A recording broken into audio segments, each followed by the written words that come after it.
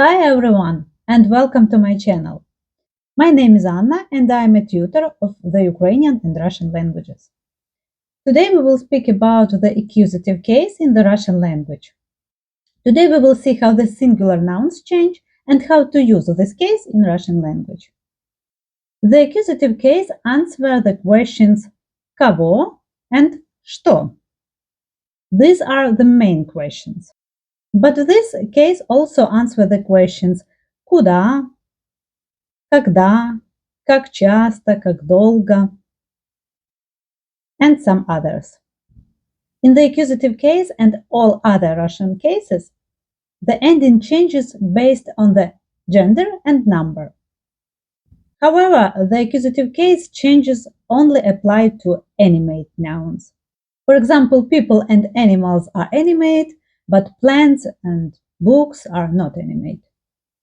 But this applies to nouns of a masculine gender. Inanimate nouns of the masculine gender don't change in the accusative case and keep their nominative case endings. And let's see some examples in nominative and accusative cases. For example, город, city in nominative case. In accusative, it's also город. Музей, музей. День, день. So we don't change the ending for the inanimate nouns of the masculine gender. But if we talk about the animate nouns of the masculine gender, the following changes occur. We should add the ending a or ya. For example, in nominative case, друг, in accusative, друга, we add the letter a. Учитель, учителя, we change soft sign to the letter ya. Андрей, Andrea. Also, we change y to ya. All neuter nouns are inanimate, so they remain the same as the nominative case. For example, in nominative окно, in accusative окно. Море, море, время, время. For feminine nouns, it doesn't matter, it's animate or not animate nouns. The following changes occur. We should change the ending to the letter u or u. If in nominative case we have the ending a, we should change to the letter u. If we have the ending ya, we should change to the letter u. But nouns with the soft sign at the end of the feminine gender, we don't change. For example, word книга in nominative, in accusative книгу.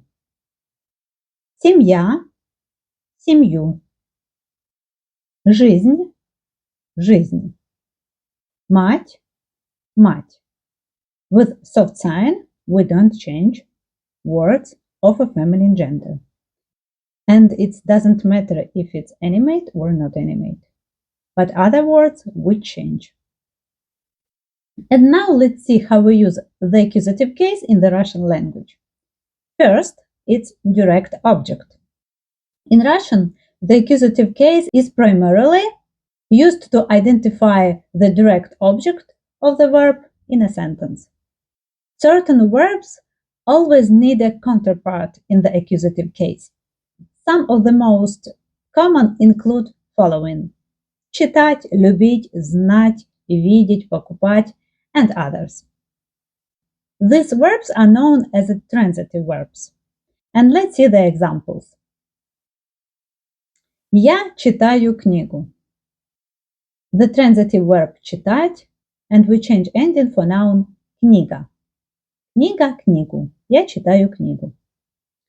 Or я люблю семью. Я вижу друга. Я вижу море. Море is the neuter gender. We don't change this word. Я знаю этот город. Этот город is also inanimate. Я покупаю телефон. Телефон also is inanimate, so we don't change these words. Second, it's introduction. Maybe you already know the question, what is your name? And the answer, my name is. In Russian, как вас зовут? Меня зовут Anna, for example. In these sentences, вас, меня, these pronouns are in the accusative case.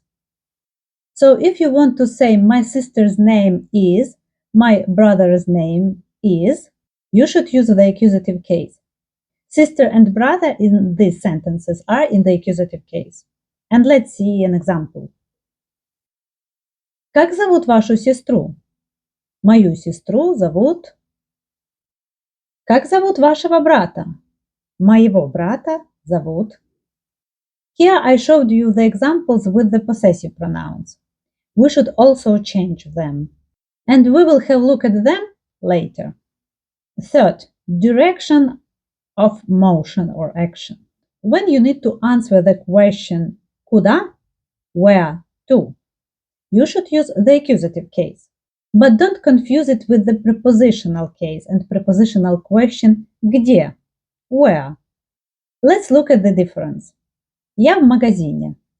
This is the prepositional case. But я иду в магазин. This is the accusative case. Verbs of motion in this situation need the accusative case. In the first sentence, where are you?